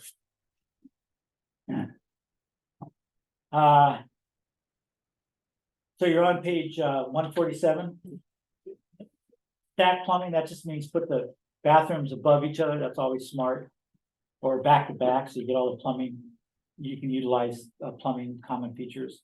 Finger jointed studs are good. They make those. Does Hayward sell those? You can probably order them, right? The finger jointed ones. They do finger jointed trim, right? And, Yeah. And what do you call that? I don't know about studs, but I know Yeah. there's engineered studs. Yeah. So you can probably get those somewhere, but those are a good idea. Takes short pieces and the machine puts them together. You seen those? And if you're gonna, you can't stain it unless you don't mind seeing those little zigzag connections. But you can paint it. So anything that's painted, you can use those, and they're great savings. So they just take little scraps of wood and join them together. Have a factory just great idea. Modular dimensions, as we talked about. Also, if an architect designs a place 2 foot modules, like a house would be a wall, outside wall would be 10 foot, 12 foot, 14 foot, 16 foot. If you make it those walls, then you can fit a 2 foot on center stud, accounting for the first bay being 23 1/4, and then and then even if you had a wall going this way, that could be in that last stud bay, so you still have enough room. So a 2 foot on center module is a really good design idea.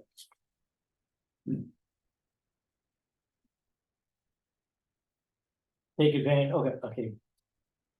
If you're building, here's some good advice. If you're building your home in phases, plan ahead and make it easier to add later additions. Design the walls to be removed in sections or pre-install framing for a future door. So yeah, make sure if you're going to build a second floor that at some point that you make the wall strong enough to support that floor. But just thinking ahead. So read those. Those are tips. Those are tips you might want to use on your own future. Then there's a thing called on 148, next page, certified wood. A look at the Forest Stewardship Council. So I want you to read that. But it's a council that stewards wood from where it's picked in the forest to where it's sold, and make sure that whole supply chain is copacetic. So you're not dishing it out to indigenous people who own the forest or work there. You're not having unfair labor practices to anybody along the line, so they make sure everything, as much as they can enforce it. There's a lot of supply chains, and this company probably doesn't have a ton of people, so it's as effective as it gets out there, but at least the idea is totally correct.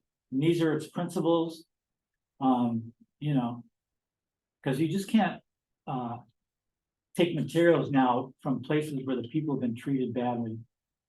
We're all in this together, and the only way you can not do that is to not take that product. And then that hurts all of us. It hurts them and us. Okay, engineered lumber. What was the first piece of engineered lumber? Take a guess. It's not going to be a regular board like a 2x6. Plywood. Huh? Plywood. You cheat. You know this stuff from where you work. Yeah, plywood, and that goes back, there's probably history of plywood here somewhere. History of engineered lumber, 3,500 BC. The Egyptians invented their own version of plywood by gluing thin sheets of expensive, high-quality wood over a core of common wood. God, those guys smart or what? Even with woodworking, they were ahead of their time. But 1850s, so you know how plywood's made? Anybody ever see oh, I should get you a YouTube on that. You know what a lathe is? Everybody know what a lathe is? Yeah. It spins circularly and you can say, you can make cups on it or baseball bats, you know, you stick your chisel in it, makes it symmetrical because it's going around. Well, they got these giant ass lathes and they ran the trees through them and they peeled off 1/8 of an inch of the tree with the lathe. And then they use that for plywood. They have these giant thin sheets of wood from trees and they cut it into 4x8 sheets. I mean, you know, they dry it and whatever else they do with plywood. It's amazing. That's a really good, I'll try to get a YouTube. It's really interesting because we take it for granted, but it's really and plywood, you know, it's one of the few engineered woods that, well, I like all of them somewhat, but plywood is so great because there's no way you could make something a 4x8 area that's covered or holding stuff, you know. If you had to do it by planks or pieces of wood, it would just be, you know, wouldn't work very well. Although we used to do sheeting with 1x6. You know, like you put a strap, but sometimes people do sheeting that way too. So you can do it without plywood, but Floor systems. huh? Floor system. Yeah, floor system, yeah. 1x6. Yeah. So, but it's really been as long as they do it well, don't over glue it, use crappy glue that's toxic. Otherwise it's great because it, you know, it does use big trees, but it's such a convenient building material. And then we have, what's it? Godchild OSB oriented strand board, scraps of, small scraps of wood glued together under pressure. I-joists, you've seen those. See, if I had my room, it wouldn't matter if we were there anyway, because let's place all my show and tell things, but you know, I have I-joist there and I have glue lamp pieces and LVL. So these are all the engineered wood we have today. I-joist, you've all seen those, right? Chelsea, have you seen that?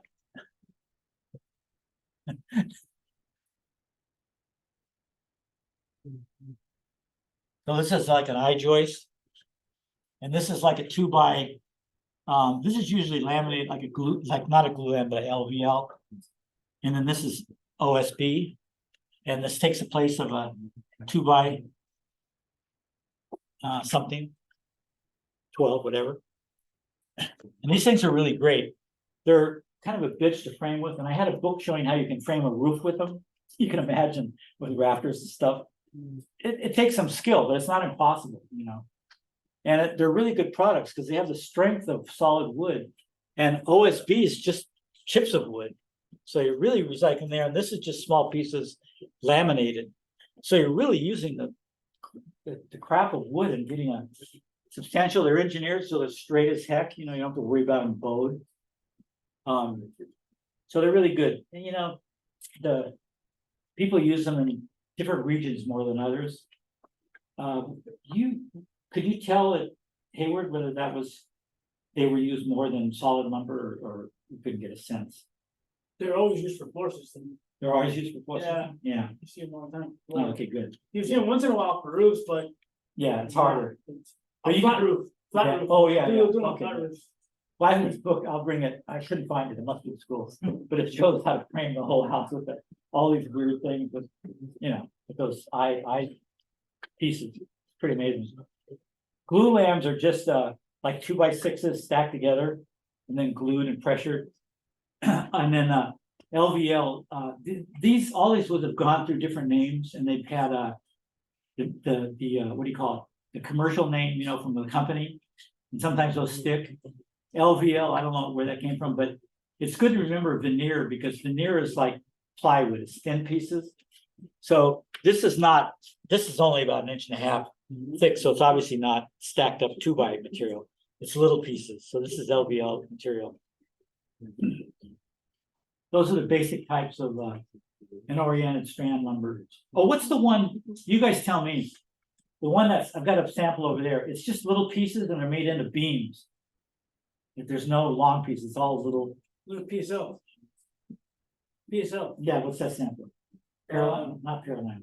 Is it a Paraline? Yeah, it's brilliant. Yeah, okay. Good, brilliant. Yeah, they put paralams under one of these other, and they're really different because they're not a veneer of any kind. They're all, if you look at a cross section, I had a dean, one of my deans had a house over here, and he cut a half-inch piece off of these, and it looked like worms. It was the most interesting floor.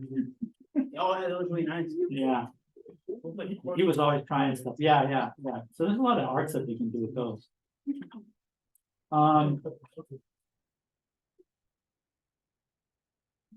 Okay, so let's go to 153. We're getting near the end, guys. Hang in there. So advanced framing, okay, that's an important topic. Because it only applies to certain saving of certain parts of the building, but it's enough that it can really make a dent in the amount of wood we use in the building. And there's so much construction that even a little bit in each house is a lot.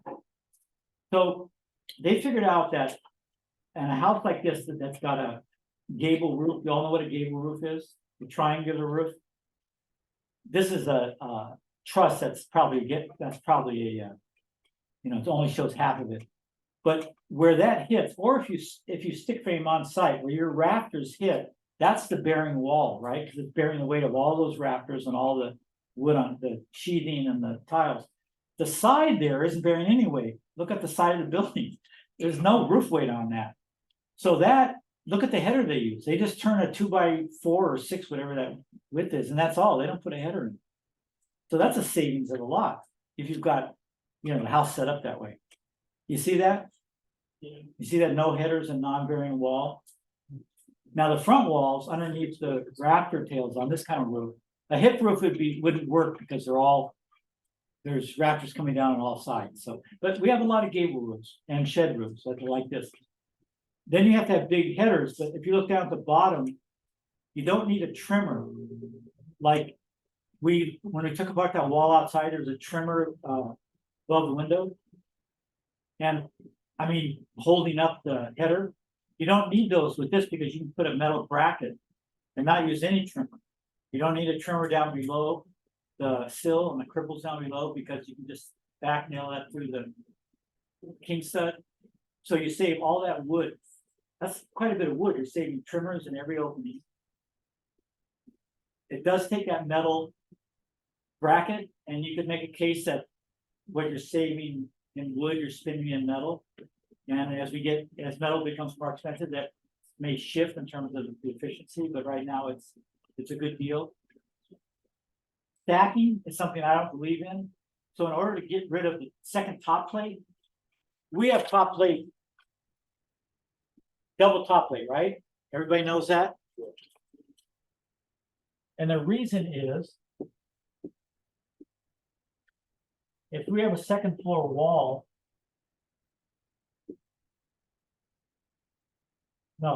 say we have to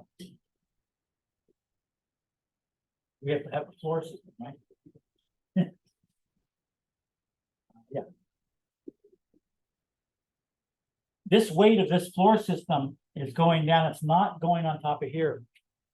So if we had a single stud, it would deflect. The weight, the engineers have figured out, it can't, a single top plate can't hold unsymmetrical stacking. But it would hold it if you had it right above there. Then you could get rid of this plate because the load goes straight down. But that means everything on that wall has to be stacked. So, and that's what they're showing on here. But, once you introduce a window, you've sewn everything off, right? Also, what if one of your systems is 16 on center and one's 2 feet? Now, we're building 2-foot walls, and so ceilings could be 2 foot and roofs could be 2 foot. So that would work, but they're not always lined up. But I think the, what do you call it, the learning curve for carpenters to learn how to stack is too much work. It's just too much. Nobody can do that. So it's not worth saving that. You'll lose that in the labor and head scratching. So that's a one advanced framing I don't agree with. It does save wood, so it's worth thinking about it. Also insulated header. You don't need a full 4x or 6x header, which is what we used to do. Jim loves to build that way. If you look out there at all his construction, got these big ass headers across. And I used to build that way too, because that was the mode for when we learned. But it's overkill. You don't need it. You could do it half of it. So you take half of it, you put a 2x or 2x, you did 6. And then the space that's left, you put in rigid insulation. Because there's no insulation behind the header. It's just wood that it's a thermal bridge, a big thermal bridge. You got a beam that big as a header, that's all thermal bridge. That's just killing your insulation. So if you can not use a beam, the full width of the wall, but use thinner, 2x material, then you can put in rigid insulation. It goes in fast, helps out a little bit. So that's a really good. Then you see 2 stud corners, but go to the 155 and look at I showed you these, right? These advanced framing corners. Come on, Chelsea, it's only a little bit longer.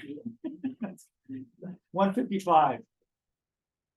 So you see how it has the clip there, the second picture down, the gypsum clip, wallboard clip, drywall clip. Remember I showed you that the other day, how it would work? So you put it on the side of that end stud, you can see where it's nailed.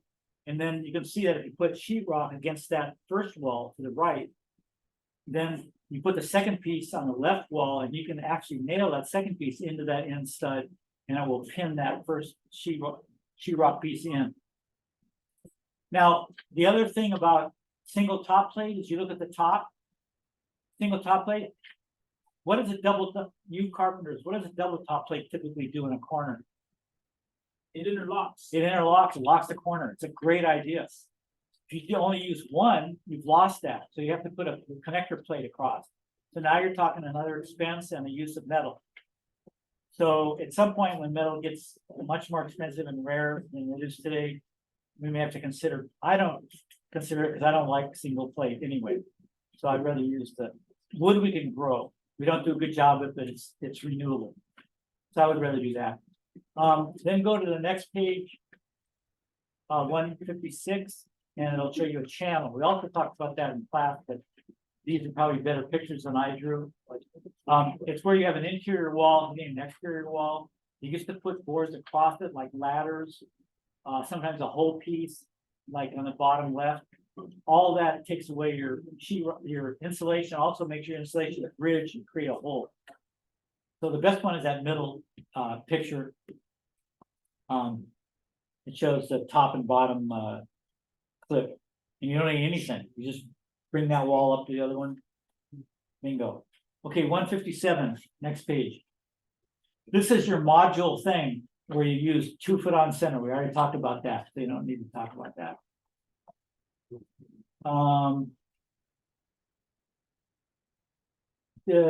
They call it optimum value engineering, sometimes advanced framing. You can see why they got advanced framing in their name, right? So it's cut off, it's 158. History of advanced framing techniques. The approach behind optimum value engineering didn't really start to catch on until 1990. So it's 20, 30 years old, 35 years old. Now, like I said, they consider 2 foot spacing of a 2x6 outside wall advanced framing. But in the northern half of the country, they've been doing that for 50 years because it's cold, they need that insulation. So to them, it's normal, but for here, it would be extra.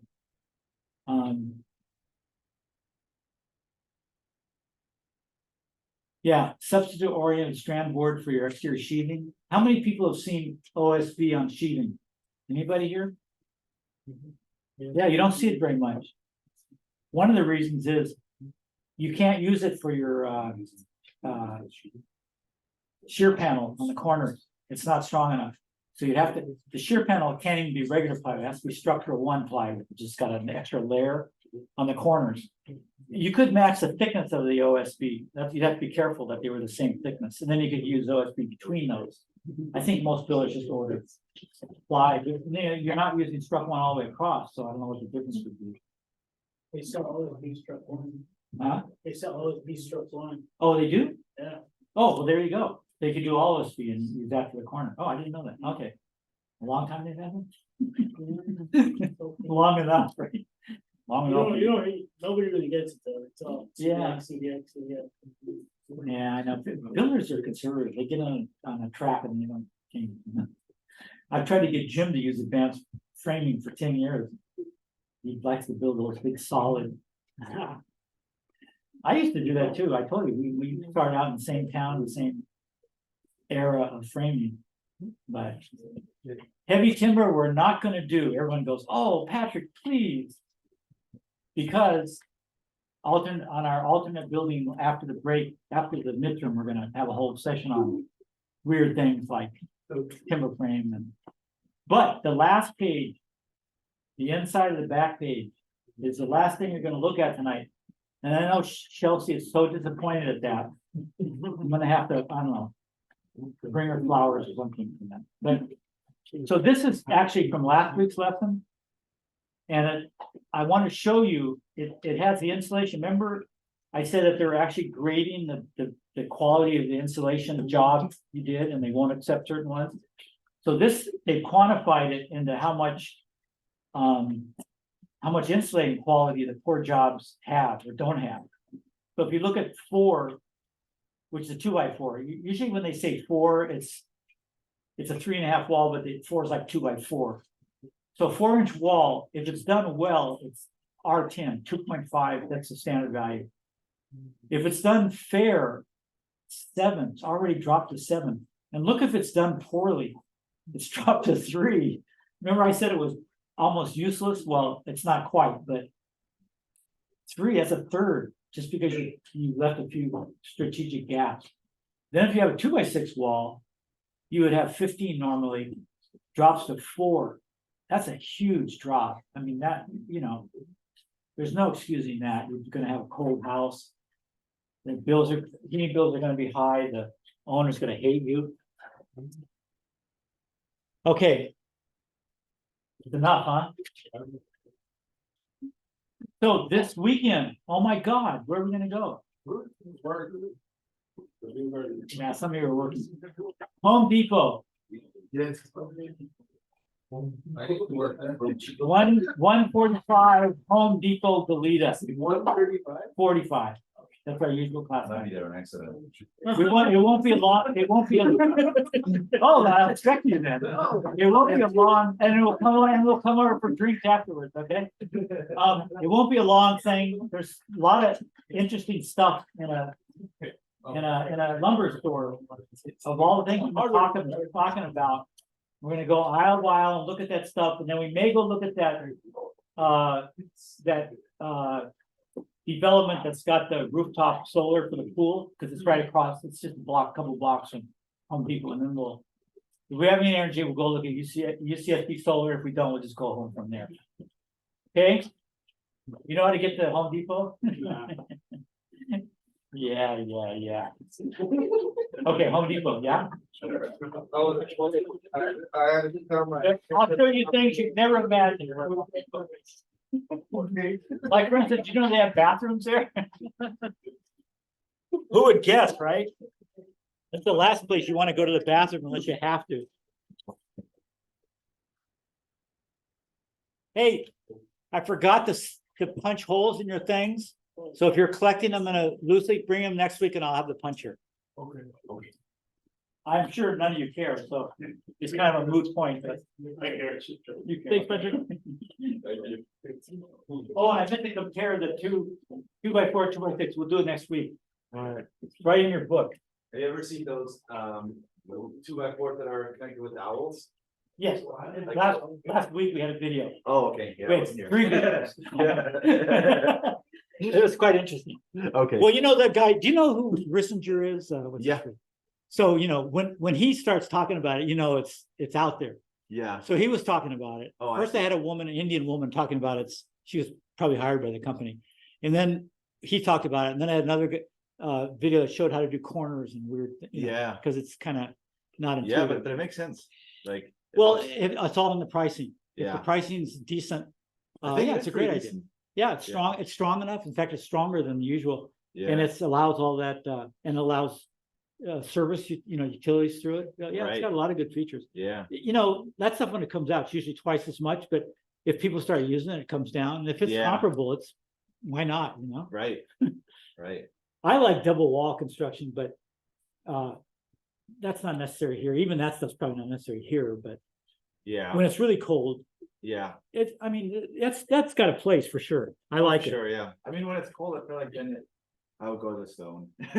Yeah, there's all kinds of things. I like double wall, but because I Yeah. like the quiet, it's like Adobe. It's really peaceful. Yeah, If I did my own house, I mean, I built houses for other people with that, but if I lived in a cold place and I built my own house, that's what I would do. yeah, Because no one would yeah, say, "Ooh." I'll probably do this double wall and insulation between, like two. Well, that's what they do. They Yeah. have two walls, and then they just blow it the hell out of just a foot worth of insulation. Yeah, You have to put things around the windows and doors. because- yeah, I mean, in Switzerland, like, the walls in the house that I used to live to, it was like this. Yeah. It's like huge, Yeah. like Well, that- exterior walls, And what was the material? stone, like brick. Oh, yeah. Yeah, they basically had two bricks, Yeah, and in between they had, I think from Siga, it's called SIGA, have you heard of that brand? no, I've seen it here also, but the it's, thing, it's an insulation? he has like a Swiss company, I think, that actually. Wow. And it's rigid, foam insulation, and they have a whole system with it. Yeah, yeah. Oh, I'm sure that's. great. Yeah, I think up in the north here in the United States, they use it as well, Hmm. not down here though, yeah, Maybe I'm gonna do a night on alternative things, I'll look that up yeah, and do that, because I just put in there what I've seen or noticed on, yeah, I YouTube. think it's called SIGA. yeah, I'll like it. Yeah, let me see. But, straw bale's another one I really like. Yeah, I've done those and that's a great, I like plaster, I like the Yeah. feeling of plaster. Europe's really knows a lot about plaster. yeah, And, yeah, I mean, they're just, it may not be a good thing to do here because you have to import the plaster. We have the straw, we have tons of rice straw around here. yeah. Okay, so here I think they only sell, let's see, membranes. Yeah, here they only sell membranes. In Switzerland, they have a lot more stuff. They're the actual, the membrane's not insulation. But Yeah, no, it's an insulation, but it makes it wetter. yeah, it's basically, a yeah. waterproof, yeah. Yeah, but it's. Well, I'll look up the thing. Yeah, I'll show it even if it's not used here, maybe something we should start thinking about, right, yeah. Yeah, I don't even. There's so much, so much is gonna change. It might be a different name, maybe I confused them, but like, yeah, but I know Siga, they're, Well, it's Swiss, right? yeah, So I could look up Swiss, insulation, insulation Yeah. systems, I'm sure it's easy to find. yeah. Got the internet now, so Yeah. you just have to think of it and it's there. Yeah, I mean, another one, like another very interesting that you might be interested in is called Minergy. Have you heard about that? No. MIN. Minergy, ARGY. like IE. Oh, okay. It's like this,